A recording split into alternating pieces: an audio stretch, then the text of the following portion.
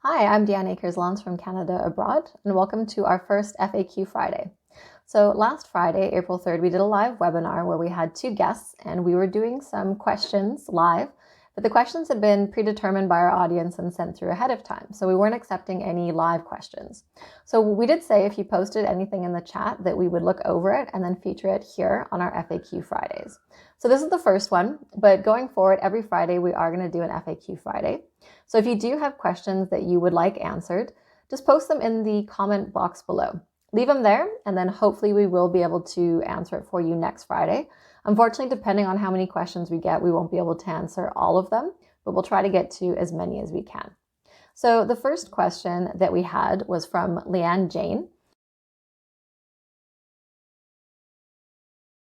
And her question was about police clearances. So she was wondering, she's done her WES, she sent her documents off, IELTS. With police clearances, can she go ahead and do them now? And she was specifically asking about questions that countries she's no longer living in. So with your police clearances, for the country you currently reside in, when you're submitting your full permanent residency application, that police clearance has to have been issued within the last 6 months. If it's a country you no longer live in, you have to make sure that the police clearance itself was issued after you left the country. As long as that is the case, then it will not expire. So if you're going to apply now and you previously lived and worked in the US and the UK, but you're not going back there, or you're not going back there to live, you can go ahead and apply for those police clearances and just keep them on the file, and they will always be valid. It's only your current country of residence that they're going to be valid for the 6-month time frame. The second question we had was from Alwyn Dupree, asking about WES and IELTS. Because everything is on hold right now with the coronavirus, asking if there's any other service providers that they can use in the meantime. But unfortunately not.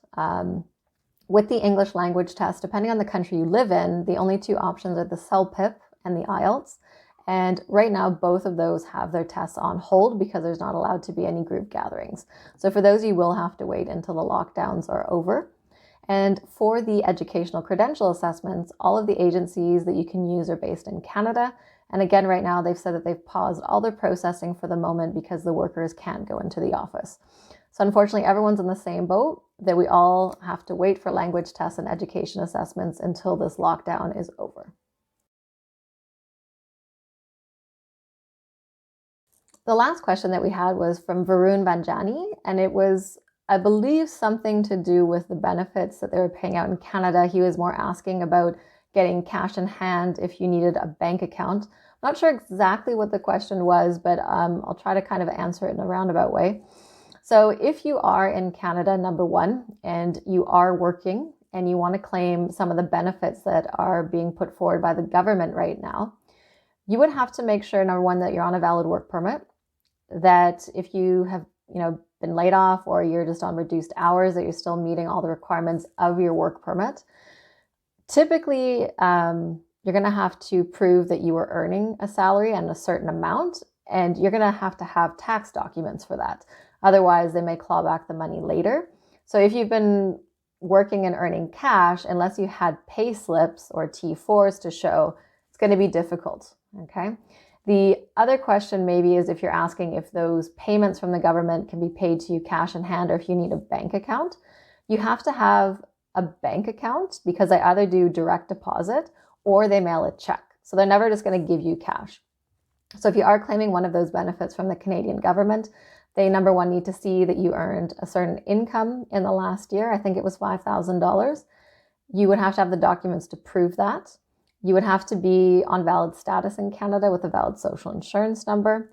And then either the money, if you qualify, is sent to you by a check or direct deposit into your bank account. So those are the questions that we weren't able to answer from last week's webinar.